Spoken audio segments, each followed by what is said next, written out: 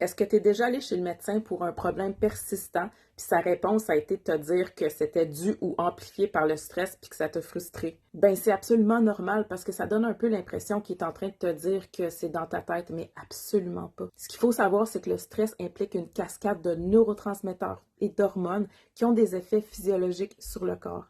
À long terme, oui, ça peut carrément causer des problèmes de santé physique, mais si on voyait ça autrement, si on voyait que tout ce que tu ressens dans ton corps de si dérangeant, c'est des symptômes plutôt que des problèmes en soi.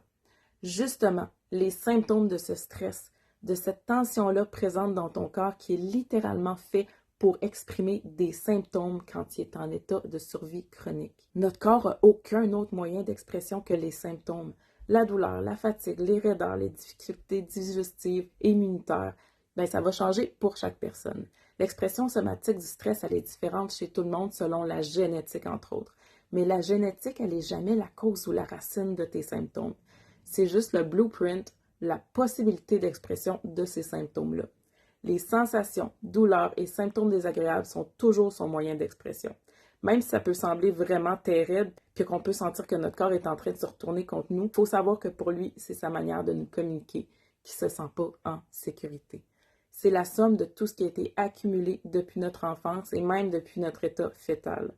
Tous les stress qu'on a vécus, ou que ce soit le stress chronique qu'on vit présentement, le stress relationnel ou même les stress traumatiques relatifs à l'enfance, tout ça, quand c'est pas évacué proprement du corps, ça s'accumule puis ça constitue ce qu'on appelle la charge allostatique.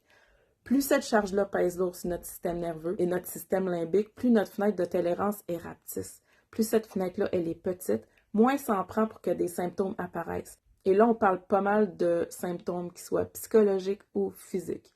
Parce qu'à la lumière de ce qu'on sait maintenant, les deux côtés de cette médaille-là, c'est juste des expressions différentes de la dysrégulation.